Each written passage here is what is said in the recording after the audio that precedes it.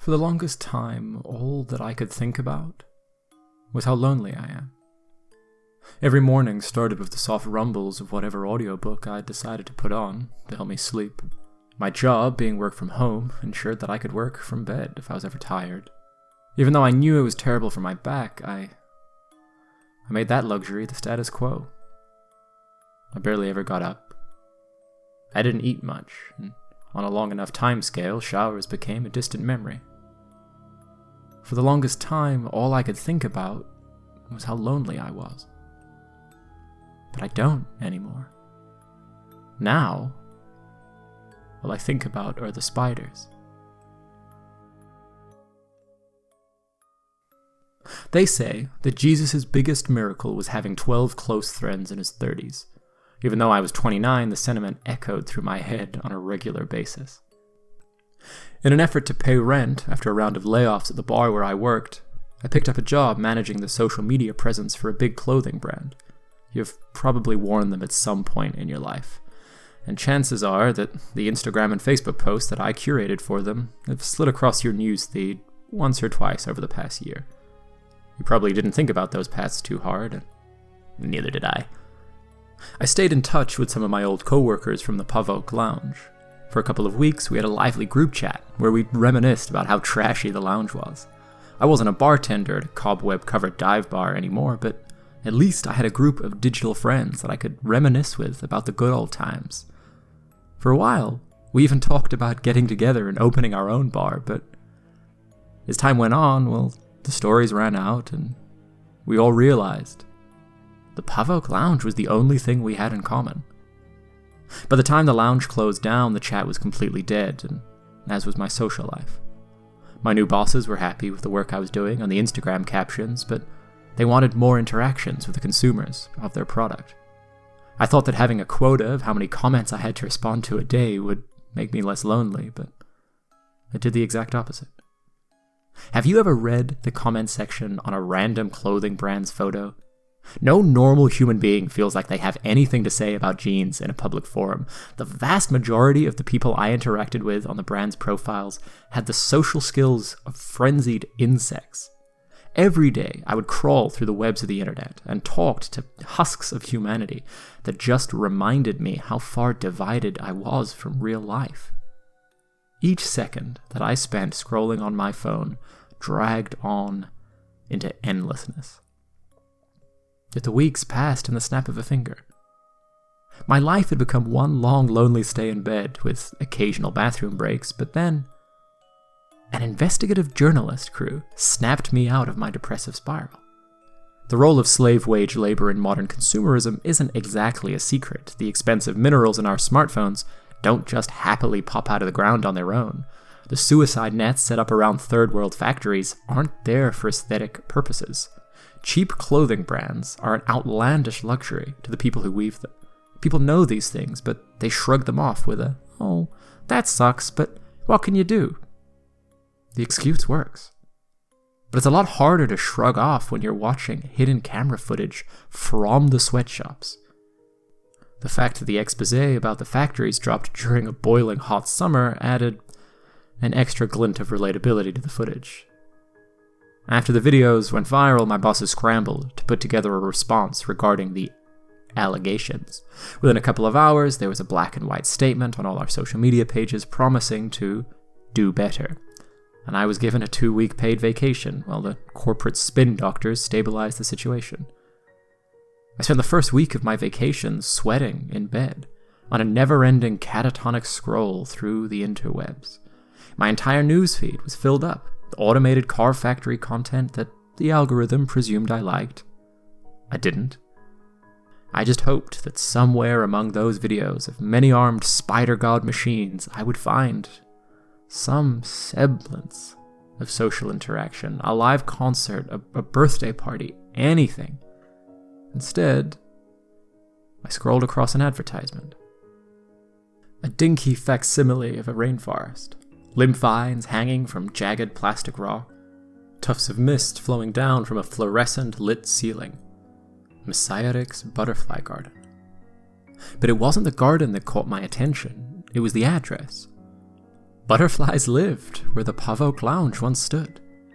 As I lay on that gross mattress, I decided it was time to get up. The rest of the world was moving on, and I figured I would go check out the incessant march of time. If only I'd known what was waiting for me in Messier Rick's butterfly garden, I probably would have stayed home. The afternoon sun scorched everything in its path, and I was drenched in a new layer of sweat within minutes. But there was a cool melancholy stirring in my veins. Even though I was going to see some dingy butterfly garden, I was taking the same commute that I would take when I was working in the Pavok Lounge.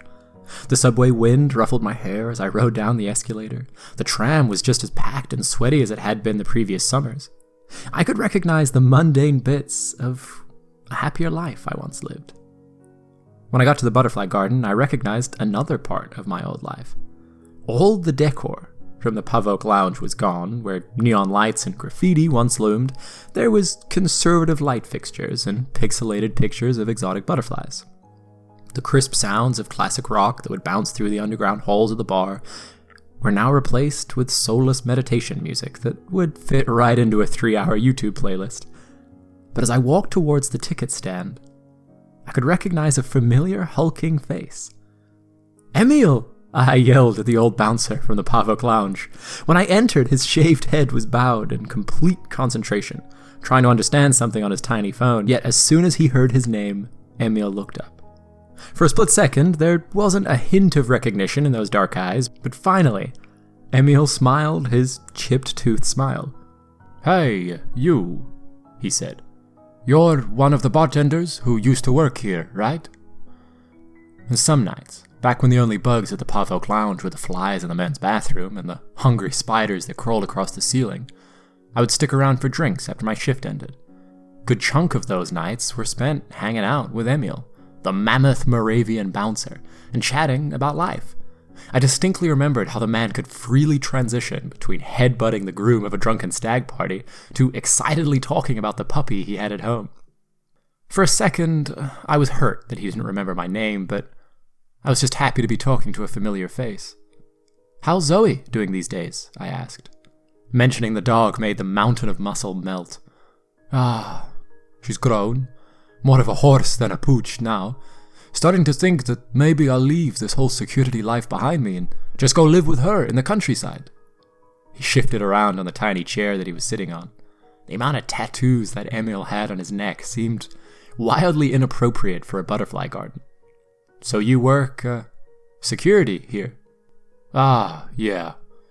Definitely calmer out here than in the bar scene, but the bosses need someone to take care of the crazies." The flimsy chair creaked as he leaned over to me. "There's some loony guys out there. Don't look any different than a regular customer, but as soon as I let them into the garden, they just start smushing the butterflies." "Jesus," I said, remembering how swiftly Emil would choke out dudes who got too gropey on the dance floor. "Yep. Recession brings out the worst in everyone," he said, cracking his swollen knuckles. "What have you been up to these days?" "I run the social media accounts for a clothing brand. About as entertaining as a Monday night at the lounge." "Social media," Emil let out a frustrated grunt. "I don't get it. I got one of those Facebook accounts to look up tips on how to train Zoe, but instead my phone is filled up with weird factory videos." "Weird factory videos?" I asked breathlessly, reaching for my phone, excited that our eerie news feeds were tying us together. "I have those too. I have no idea what—" "Excuse me, sir. Me and my son have been waiting in line for at least 5 minutes. The sharp-faced woman standing behind me had a haircut that firmly put her into stereotype territory. She looked like the type of person who enjoys talking to managers. "I want to see the butterflies, Mommy! I want to see the butterflies!" A snot-faced goblin yelled as he held her hand. "Would you two gentlemen mind having your personal conversation on your own time?" the Karen hissed. Emil smiled and motioned me towards the butterfly garden entrance. Ex-Pavok employee discount. Enjoy. Don't smush any of the butterflies. And let's grab a beer sometime too, Jake. My name's not Jake. But the free entry and promise of future social contact elated me enough to let the wrong name slip by. I made my way past the corridor filled with dry academic descriptions of the butterflies I was about to see and entered the garden. The newsfeed advertisement didn't do Messiah Rick's butterfly garden any justice. Sure, the plastic stones looked as fake as one would expect, and the few bits of natural foliage were in desperate need of a gardener, but the garden itself was an oasis of calm in a sweaty world. A cool mist flowed down from the ceiling that made me completely forget about the heat of the summer. The artificial waterfall, intermixed with the droning meditation music that played off the loudspeakers, saturated the garden with a legitimate feeling of peace. Bright-colored butterflies drifted through the underground room without a care in the world, as I started to fantasize about a blossoming social life. Emil and me would eventually go grab a beer. He'd stop calling me Jake, and we'd become real friends, and he'd introduce me to his own social circle. A bright future tugged at my imagination. The bratty kid that the Karen had brought in kept on yelling stuff about the butterflies, but his shrieks dissipated into the cosmic calm radiating from the garden. A gentle bug adorned in regal purple landed on my wrist. The legs of the butterfly gently caressed my skin as it explored my body. I find myself thinking about how butterflies taste with their feet. I wondered how I tasted. I wondered what the alien creature thought of me. What it thought of our interaction. What it thought of humans in general. But then, as the fragile bug sucked at my moist skin, I felt another set of insect feet on my body. It moved down gently from my neck to my shoulder. By the time its hairy appendages caught my attention, the creature was crawling down my arm. 8 skinny legs. And 8 black eyes. The thick-bellied arachnid was creeping towards the unsuspecting butterfly on my wrist. I tensed up and reminded myself that grown men don't scream in butterfly gardens, and tried to casually brush the spider off to the floor. The creature clung to my body with an imperceptible tightness, and as soon as my hand passed over it, there was an octane of black marble staring daggers into my soul. It didn't want to move. I didn't want it on my hand. We were at an impasse. I tried to brush the spider off again, but before I even raised my hand, the creature retaliated. Hairy fangs pinched my skin with the intensity of a branding iron. Ah! I yelled. My reflexes kicked in. A sharp slap cut through the meditative mood of the garden. The regal butterfly fled frantically from my wrist towards the fluorescent lights above. Mommy! Mommy! That man killed a butterfly! A scream came from behind me. The contents of the spider's sack were oozing beneath my palm. It wasn't a butterfly. It was a... You're sick. Why would you kill an innocent butterfly? Why would you come here and murder those beautiful creatures in front of my child? The Karen screamed in her shrill voice. You should be ashamed of yourself. Freaks like you should be locked up. Security! Security! Before I could explain that I held no hatred towards butterflies, the door to the garden burst open, and a raging bull of a man approached me. Did you smush a butterfly, Jake? Emil screamed, with the type of fury in his eyes that I thought was reserved solely for people who vomit at the bar. Yes, he did. Throw him out. Call the cops. He's a butterfly-killing psychopath. Karen screamed, almost joyfully. What did I tell you about smushing the butterflies, Jake? My name is not Jake. Emil ended any chance for me to explain myself when his thick skull connected to my fragile nose. We were not going to be grabbing a beer anytime soon. On my way back home, I bought some frozen peas to ease the pain that was burning in my nose and arm. I also grabbed some spices, some chickpeas, and the hopes of treating myself to a home-cooked dinner, but by the time I got home, any aspirations of having a nice evening had become a pipe dream. The taste of my own blood wouldn't leave my mouth, regardless of how much Listerine I washed through it. Each breath that I took through my nose sent echoes of the headbutt down my neck, and the spider bite on my arm had swollen to the size of a ping-pong ball. Instead of cooking, I ate a couple handfuls of stale chips and laid down in my sweat-drenched bed. The melting pack of peas I draped over my face eased the pain in my crooked nose, but amplified my misery.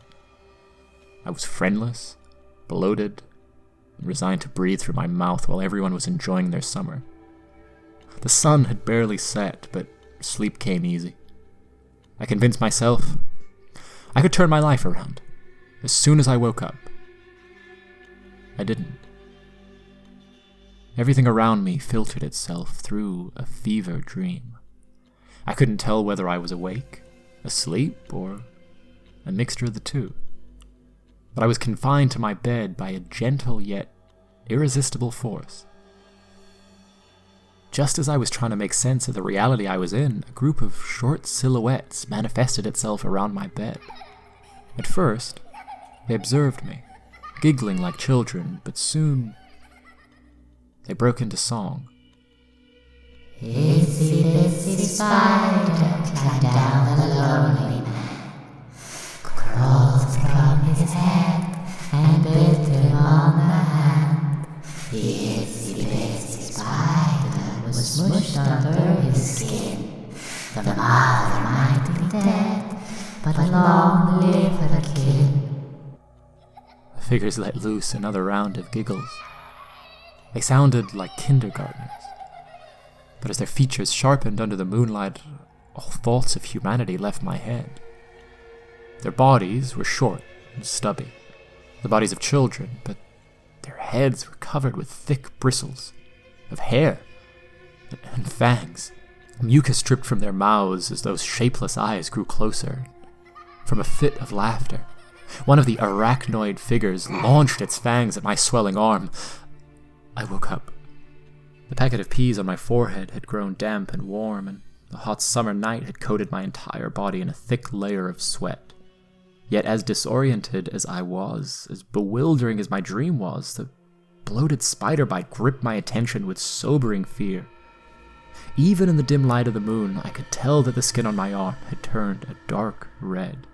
The swelling had grown. A baseball-sized growth hung from my forearm like a paralyzed baby limb. I felt my way towards the night lamp. The mass of flesh throbbed with each beat of my racing heart. I sat up on my bed, looking for a phone, trying to figure out whether I was calling an ambulance or an Uber. Yet as I shifted around, the fleshy bulb pulsated. Something beneath it was moving. Something beneath my skin was squirming, trying to get out. In a mystified curiosity, I touched the swollen bite. It burst forth a wave of blackness that squirmed its way across my body. I was covered in spiders. They were crawling towards my mouth. I sprung up to my feet and swung my panicked arms around, trying to get all the spiders off me. They fell to the floor in heavy clumps of writhing life, but for each fistful of spiders that I swept off, there was at least one that held firm to my skin.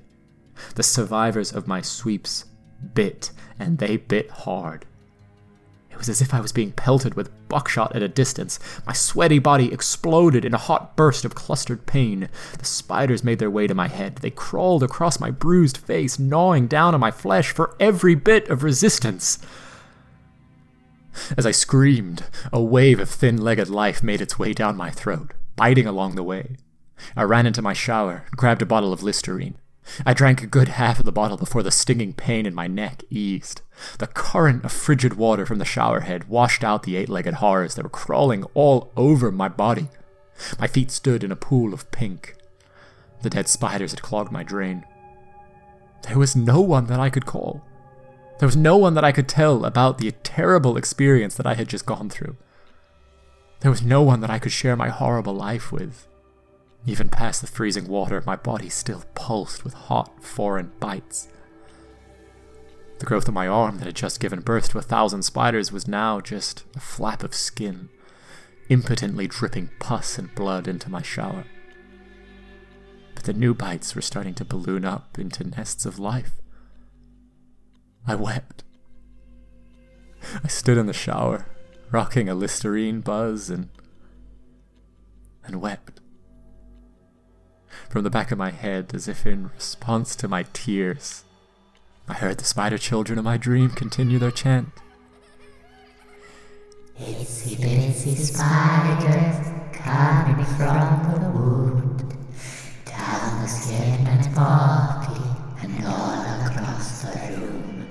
The itsy-bitsy spiders won't go anywhere, crawling in his mouth and through his body hair. As the melody creaked across my mind, a wave of new discomfort traveled through my body. The bloated spider bites erupted in an itchiness so demanding that I fell out of the shower trying to attend to it.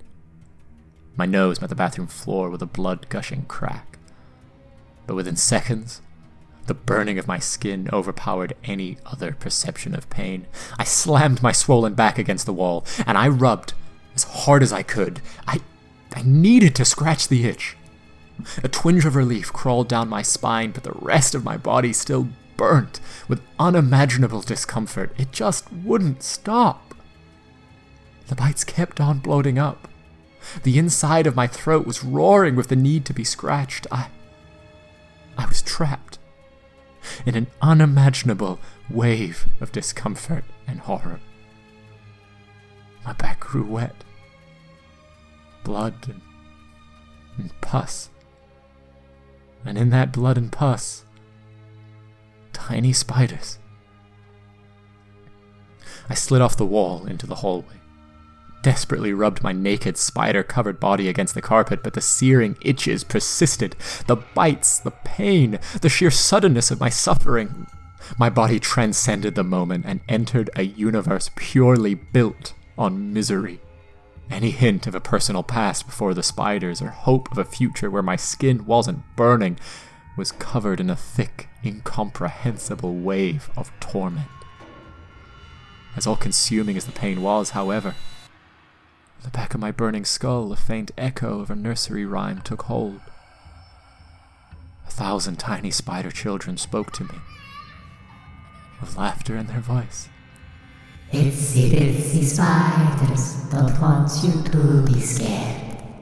Don't be a selfish Sally, your body can be shared. Itsy-bitsy spiders crawling through your skin. With itsy-bitsy spiders, won't be alone again. It took me until sunrise to figure out that the spiders would only bite me if I tried to fight them off. Once that horrible eternity of pain started to fade away, I crawled over to my bed, wrapped my bloody body in sweaty blankets, and fell asleep. It's a record-breaking summer day, but the soft silk of the web keeps me cool. People are out there, having picnics, hanging out at water parks, eating fancy vegan ice cream and chic cafes, and for the longest time, that would have bothered me. I would have lain in bed, letting myself get consumed by thoughts of a life I wasn't living. But I don't anymore. Now, all I think about are the spiders.